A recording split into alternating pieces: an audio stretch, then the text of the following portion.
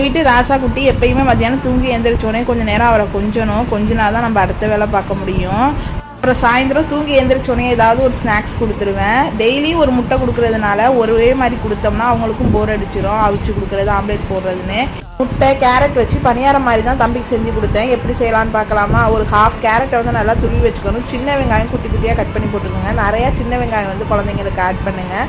அப்புறம் ஒரு முட்டை, கொஞ்சோண்டு சால்ட்டு, மிளகு சீரகத்தூள் கொஞ்சோண்டு ரவா போட்டு நல்லா அடித்து வச்சுக்கணும். ரவா வந்து ஒரு ஹாஃப் ஸ்பூன் போட்டாலே போதும். கிறிஸ்பிக்காக தான் போட்டுக்கிறோம். அதுக்கப்புறம் எப்பயும் போல் பணியார சட்டியில் ஆயில் இல்லைன்னா கீ ஊற்றி பணியார மாதிரி சுட்டு எடுத்துக்க வேண்டியது தான்.